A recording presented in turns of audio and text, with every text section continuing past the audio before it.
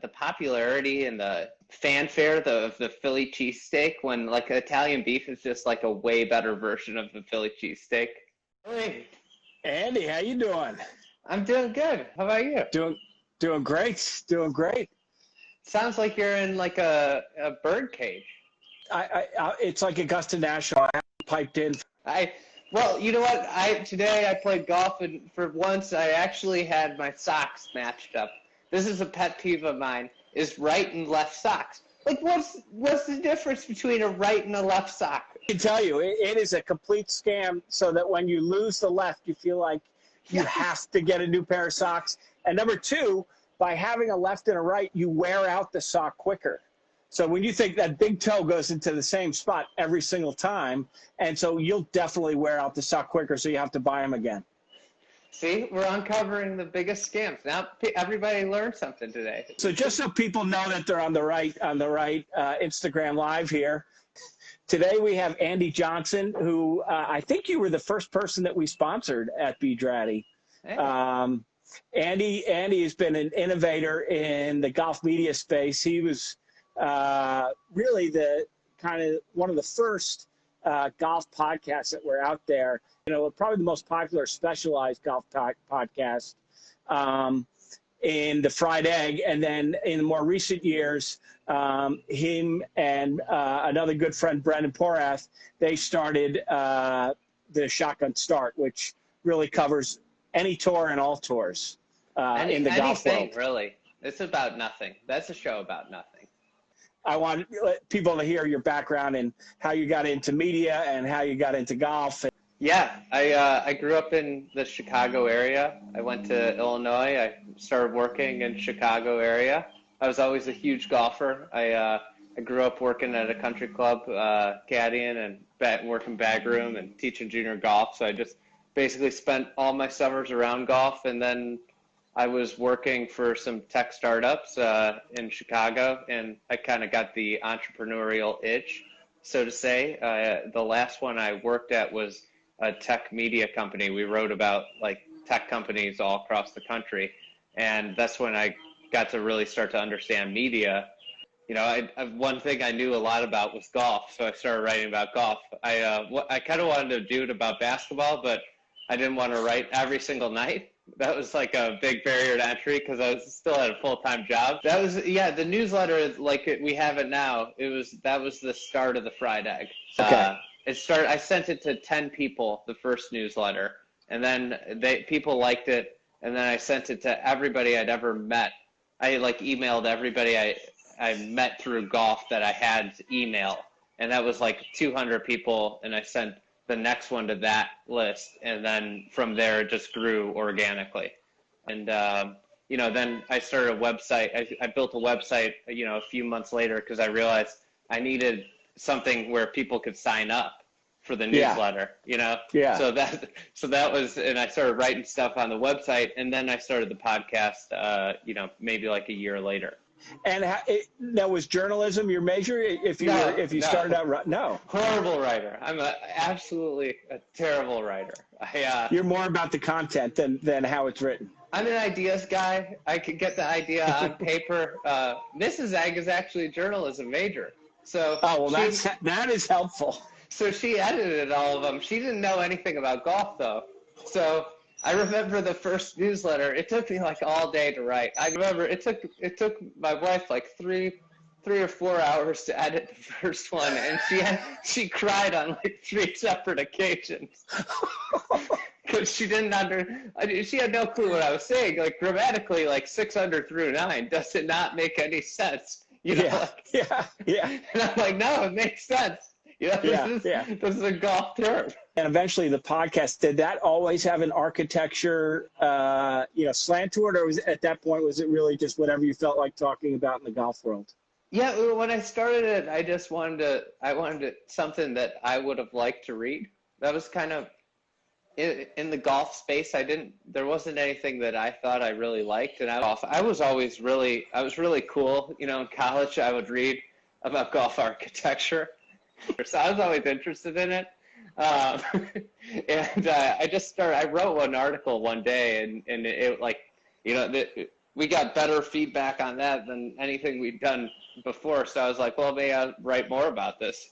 Yeah, you know. So Well, and I have to tell you and congratulate you. I mean, you have really you have gotten the respect of not only the golfing world but of the architects themselves, which I would imagine when you start writing about golf architecture, the architects are going to be probably your harshest critic, in that, you know, your background, as you've already confessed, you know, doesn't involve golf architecture, you know, or writing. But I mean, all of them have lined up to be on your show and love talking to you about it. So there must be a natural talent there for you, or a natural eye for it. I think being able to accept criticism and listen when people say stuff, because I wrote some things early on that weren't good, you know. And if somebody has a problem with it, you know, I'll talk to them and listen and say, hey, you know, I'm still learning, just like everybody. That's the beautiful thing about golf architecture, is like nobody knows everything. It's all like a for sure. Well, and you know what you talked about with your favorite place. Also, 9 holes of golf is actually a great amount of golf for almost any day. You know, I completely agree. I think 9 holes is the best form of the game. Imagine like getting the wrong angle on the wind coming up. You know, like you're Wait, is that how it works? Does the wind come up? Yes. I didn't know how these indoor skydiving even works. Yeah. That's what fights gravity, is the air coming up. Oh, I thought you just jumped and it was just, you just skydived for like 30 feet. No.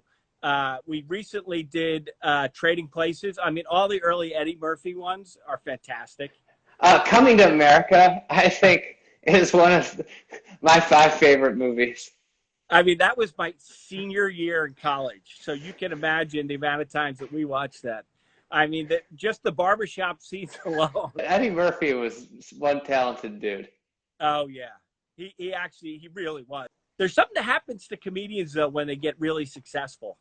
Your material naturally comes from, you know, your life. And when you get really rich and really famous, you have less and less real life experiences. I think that's one of the things that has made Seinfeld and Curb, like with Larry David, so sustainable, is that it's just about real life, and it's just ridiculous life situations. I mean, it's like the left and right sock. That could be a Curb Your Enthusiasm episode. Oh, totally. And the outrage that Larry gets when he finds out that you don't have to abide by it, that's for sure. Speaking of Funny Farm, I can't believe 42 minutes in, okay? Bryson. That's the video I was talking about. I mean, are you kidding me? The person I want to talk to is the guy that filmed it and produced it. Yeah. Yes. It is ridiculous. He's an absurd human. I love it. I have a full spectrum of emotions with Bryson. And right now I'm on the point where I just love that he's part of golf, because he's one of the most, you know, he's absolutely crazy, but he's very interesting. And this whole thing with building mats, you know, and he's walking around his apartment or whatever that is, a house, without a shirt on. This comment from 27 Fish: frying bacon without a shirt on is not a good idea. No. I mean, I didn't even think about that, because it spits all the time. Yeah, yeah. So there might be some legitimacy to this Bryson thing, because it's working for him. And I'll never forget, I have had a lot of conversations with Jeff Ogilvy where he's talked about how the guys that have had the longest careers and the best ball strikers for long periods of time are really big in the gut. Bryson might be onto something, just putting the mass on, not doing anything to lose it, just put as much on down there as you can. You walk around New York City and pleats are back for sure. But wait, they're back? Yeah. Oh yeah, you walk around the West Village of New York. I don't think I'm ready for him to be back. No, you have 15 years. What was the biggest hurdle with the flat front? Did people feel like there wasn't enough space? They felt naked, yeah. Yes. I guess I could see that. But as soon as you start, like when you're designing, you have to design them to fit like a pair of jeans because no one ever thinks that when they're wearing a pair of jeans. And it wasn't until they started shaping pants like they shape jeans, because a pleat, because it's like drapes, should hang straight down. So a pleated pant goes like, this is absolutely boring. So I'm going to change the subject. I've got 10 questions to ask you, and Shane Bacon is the first one with, tell us about your favorite fruit. Fruit. This is just a joke because I always say that these should be the questions they ask players, like in mid-round interviews. Or well, what's your favorite fruit? My favorite fruit, I would say day in, day out, is a mango, although Sumo Citrus really caught my attention during its season this spring. The reason I don't like citrus is because of how hard it is to peel. Anything that requires me to do a little work, I hate. And Sumo Citrus does not? They just pop right off. Huh. It's like opening a banana. It's like opening a banana. Oh, and then okay. Then the citrus is like a flavor explosion. How about your favorite sandwich? Oh, favorite sandwich. All right, so there's a great Italian deli in Chicago called Bari Subs, old school Italian place. I mean, they got the deli in the back. They got no seats. I get a prosciutto and mozzarella sandwich from there. The popularity and the fanfare of the Philly cheesesteak, when like Italian beef is just like a way better version of the Philly cheesesteak. Yeah, I mean, it's fine. We know we're a better food city than Philly. New York, there's a. Well, we're a pizza town. But you don't even make the best pizza. That's the problem. Oh, I see. I almost cursed at you. All right. So about your favorite golf course. Part of me would say the uni I grew up playing, because I go back to it. I have all these great memories, but it's hard. Like Cypress Point, you can't be in a bad mood at Cypress Point. I don't know. For me, that's Fisher's Island. Like it's Fisher's just Island. Yeah, the most unique set of holes you'll ever play. Because I'm not as good as you, it's a little bit easier. It's my favorite. I How gotta about get your back favorite there. movie? Favorite movie? Oh man. If it were in the serious category, I love City of God. Oh yeah. But it's got the subtitles. That's an incredible movie. That's okay. Just on so much. Mine is the Godfather. I just think that is everything about it is so good. From the wardrobe to the story to the actors. I gotta rewatch. It's been so long since I watched that. I rewatched for like the 5th or 6th time.